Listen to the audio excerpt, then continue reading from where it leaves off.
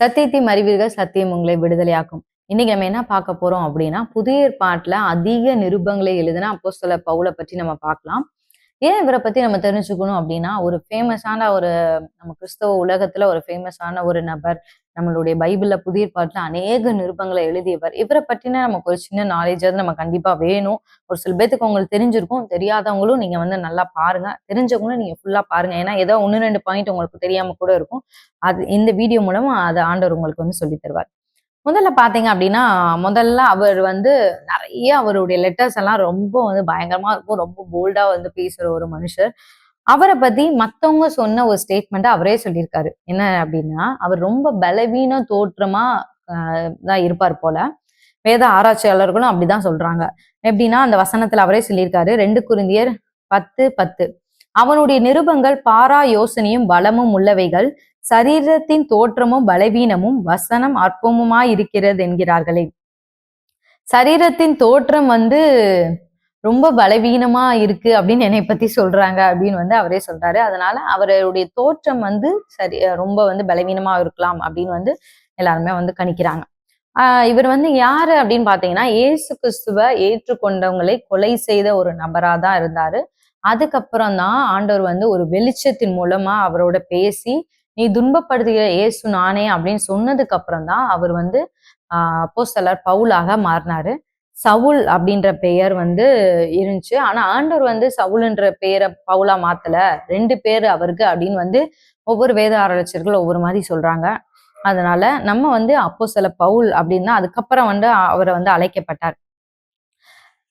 இப்ப 2வதா பார்த்தோம் அப்படின்னா, புதிய ஏற்பாட்டுல அநேக புக்ஸ் எழுதியிருக்காரு. கிட்டத்தட்ட 13, 14 புத்தகங்கள் எழுதியிருக்காரு. மொத்தம் 27 புக்ஸ் புதிய ஏற்பாட்டுல. அதுல இவர் கவர் பண்ணது 13. ஒண்ணே ஒண்ணு எபிரேயர் மட்டும் யார் எழுதுனன்னு தெரியல. ஆனா அந்த எபிரேயரும் இவர் தான் அப்போஸ்தலர் பவுல் தான் எழுதியிருப்பாரு அப்படின்னு அநேகர் சொல்றாங்க. ரோமர், 1 கொரிந்தியர், 2 கொரிந்தியர், 1 தீமோத்தேயு, 2 தீமோத்தேயு, தீத்து, எபிரேயர், பிலமோன், கலாத்தியர், எபேசியர், பிலிப்பியர், கொலோசியர், 1, 2 தெசலோனிக்கர் இது எல்லாமே எழுதினவர் அப்போஸ்தலர் பவுல் தான். அப்போஸ்தலர் பவுல் யார் அப்படின்னா பரிசேயரா வாழ்ந்துக்கிறாரு. பிலிப்பியர் 3ஆம் அதிகாரம் 5, 6ல அவரை பத்தி ஒரு இன்ட்ரோடக்ஷன் மாதிரி சொல்றாரு. நான் 8ஆம் நாளில் விருத்த சேதனம் அடைந்தவன், இஸ்ரவேல் வம்சத்தான், பென்யமீன் கோத்திரத்தான், எபிரேயரில் பிறந்த எபிரேயன், நியாய பிரமாணத்தின்படி பரிசேயன், பக்தி வைராக்கியத்தின்படி சபையை துன்பப்படுத்தினவன், நியாய பிரமாணத்துக்குரிய நீதியின்படி குற்றம் சாட்டப்படாதவன். இந்த நேரத்துல பாத்தீங்கன்னா தெரியும், 12 கோத்திரம் வந்துச்சு. அதுல பென்யமீன் கோத்திரத்துல இருந்து இவர் பிறந்து வளர்ந்திருக்கிறாரு. எபிரேயரா இருந்திருக்கிறாரு. அதாவது ஏசப்பா வந்த காலத்துல எல்லாரும் இயேசுவை பின்பற்றின காலத்துல அப்படி ஒண்ணு இல்லை அப்படின்னு சொல்லிட்டு இவர் பக்தி வைராக்கியமா இருந்திருக்காரு பரிசேய முறைமையில.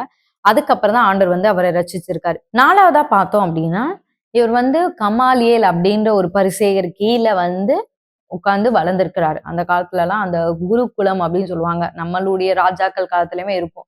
அங்க பெரிய பெரிய இதுல இருக்கவங்க எல்லாம் அங்க போய் தான் உட்கார்ந்து அந்த திண்ணையில உட்கார்ந்து அந்த குருகுலத்துல உட்கார்ந்து படிப்பாங்க.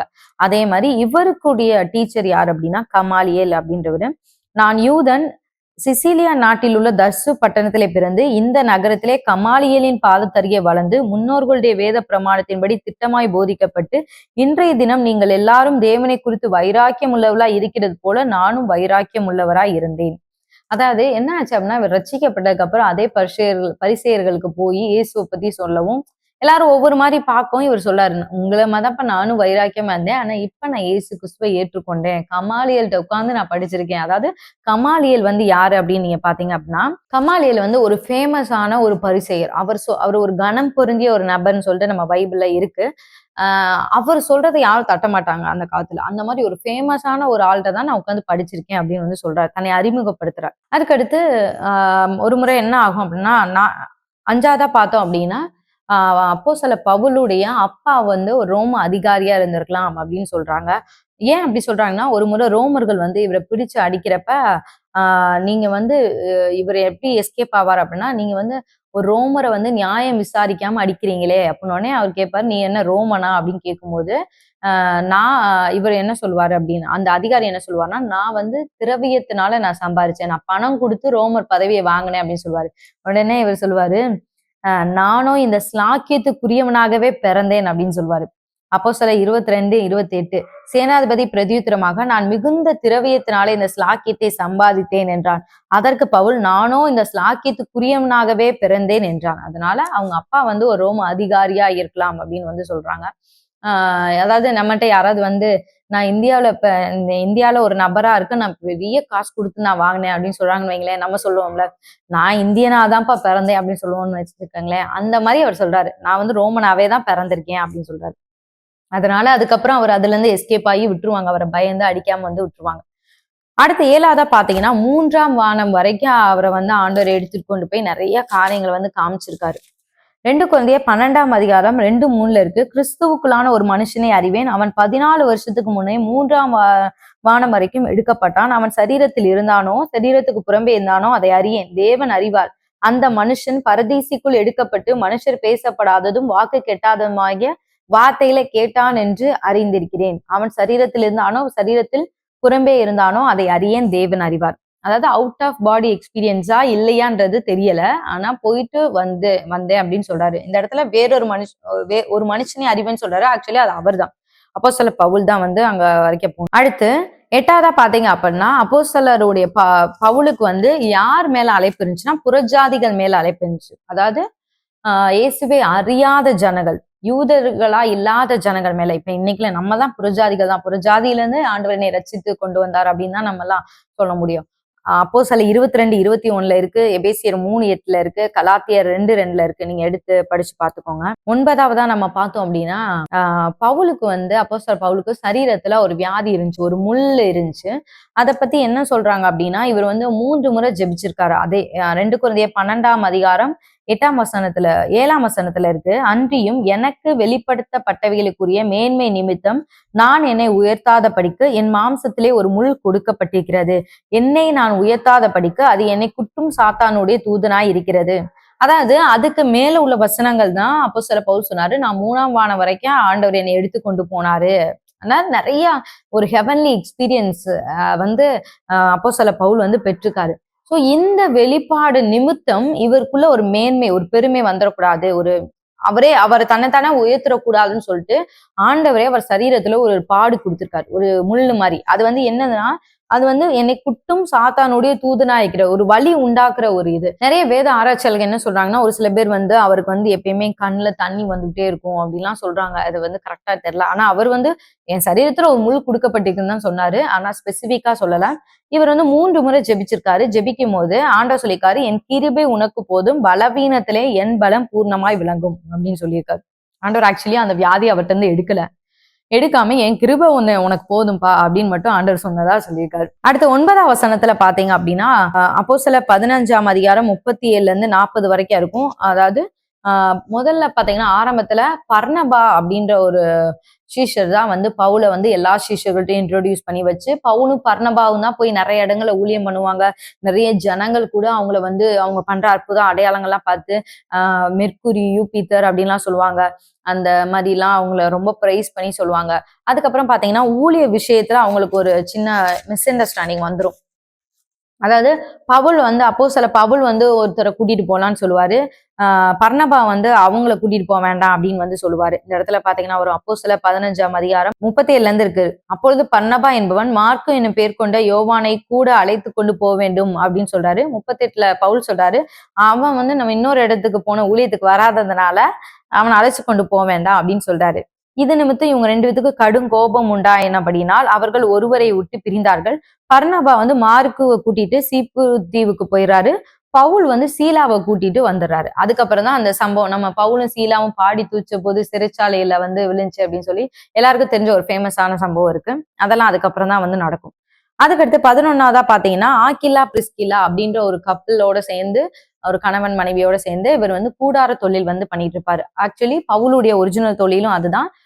இவங்க 2 பேரும் அதே தொழில் பண்ணிட்டு இருந்தனால அப்போஸ்தலர் 18ஆம் அதிகாரத்துல நீங்க பாத்தீங்கன்னா தெரியும், அவங்க 2 பேரோட சேர்ந்து ஆண்டவரை பத்தி பேசுறது, அந்த அவங்களுக்கு நிறைய காரியங்கள் வந்து சொல்லி தருது, அந்த மாதிரிலாம் வந்து பண்ணுவாரு. சோ அவங்க 2 பேரும் பவுலோட நல்ல க்ளோஸ் ஃப்ரெண்ட்ஸ் மாதிரி. அடுத்து பவுலுக்கு வந்து ஆவிக்குரிய மகன்கள் அப்படின்னு வந்து சொல்லி அவரே லெட்டர் எல்லாம் எழுதியிருக்காரு. தீமோத்தேயுக்கு எழுதியிருக்காரு, தீத்துக்கு எழுதியிருக்கிறாரு. இன்னொரு பிலமோன்ற நிருபத்துல இருந்து ஒனேசிமு பத்தி சொல்லுவாரு. தன்னை அவர் வந்து கல்யாணம் முடிக்கல. இவர் ட்ரெயின் பண்ண மனிதர்களை வந்து தன்னுடைய மகனாகவே அவர் வந்து எடுத்திருக்கிறாரு. ஆவிக்குரிய மகன்களாவே எடுத்திருக்கிறாரு. நீங்க அதை வந்து பிலமோன் 1:10 வாசிக்கலாம், 1 தீமோத்தேயு 1:18 வாசிக்கலாம், தீத்து 1:1 வாசிக்கலாம். அடுத்து 13வதா பார்த்தோம் அப்படின்னா, இதுதான் ரொம்ப ஒரு முக்கியமான ஒரு விஷயம். நிறைய பேர் வந்து சொல்லுவாங்க, ஊழியத்துல வந்து நீங்க வந்து எக்ஸ்பீரியன்ஸ் பண்ணல அப்படின்னா, இவங்க வந்து எப்படி அதை பத்தி பேசலாம் அப்படின்ற மாதிரி இப்ப உள்ள காலகட்டத்துல எல்லாம் நிறைய அந்த மாதிரிலாம் இருக்கு. இவங்களுக்குலாம் அனுபவம் இருக்கா? அந்த மாதிரி நிறைய விஷயங்கள் இருக்கு. இதெல்லாம் பேசலாமா அப்படின்னு சொல்லிட்டு. ஆனா பவுல் வந்து அப்போஸ்தலர் பவுல் வந்து திருமணமே பண்ணல. ஆனா திருமணமானவங்களுக்காக நிறைய விஷயம் வந்து பேசியிருக்காரு. நம்மளுடைய கிறிஸ்தவ திருமணத்திலயும் சரி, அந்த டீச்சிங்லயும் சரி, பவுலுடைய அந்த முக்கியமான வசனங்களை நம்ம அடிக்கடி நம்ம கோட் பண்ணுவோம். எபேசியர் 5ஆம் அதிகாரம் 22, 25 நீங்க வாசிங்கன்னா தெரியும். மனைவிகளே கர்த்தருக்கு கீழ்ப்படியது போல உங்கள் சொந்த புருஷருக்கு கீழ்ப்படியுங்கள். 25 இருக்கு, புருஷர்களே உங்கள் மனைவிகளில் அன்பு கூறுங்கள், அப்படியே கிறிஸ்துவும் சபையில் அன்பு கூர்ந்து. நிறைய கணவன் மனைவிக்கு நிறைய அட்வைஸ் கொடுத்திருக்காரு. நிறைய அட்வைஸ் கொடுத்திருக்காரு. அதுல வந்து ரொம்ப ஆச்சரியமானது என்னன்னா, அவர் திருமணம் முடிக்காட்டினாலும் திருமணம் ஆனவர்களுக்காக நிறைய அட்வைஸ் ஆவியான துணையோட சேர்ந்து கொடுத்திருக்காரு. அதுக்கடுத்து பாத்தீங்கன்னா 14வதா பார்த்தோம் அப்படின்னா, அப்போஸ்தலர் பவுல் வந்து ரொம்ப ஆவிக்குரிய யுத்தங்கள் அதிகமா வந்து பண்ணியிருக்கிறாரு. அதாவது எபேசிவிலே நான் வந்து ஒரு மிருகத்தோட நான் போராடினேன் அப்படின்னு சொல்லியிருக்காரு. மிருகமான மனிதர்களோடும் போராடி இருக்காரு. மிருகத்தோடனா நிறைய ஸ்பிரிச்சுவல் வார்ஃபேர் வந்து அவர் பண்ணிக்கிறார். நிறைய ஸ்பிரிட்ஸோட எதிர்த்து பண்ணிக்கிறார். நான் எபேசிவிலே துஷ்ட மிருகங்களோட போராடினேன் என்று மனுஷர் வழக்கமாய் சொல்லுகிறேன். அப்படி போராடினாலே எனக்கு பிரயோஜனம் என்ன? அந்த மாதிரி நிறைய காரியங்கள் வந்து அவர் ரொம்ப கஷ்டப்பட்டு தான் நிறைய ஊழியங்கள் பண்ணியிருக்காரு.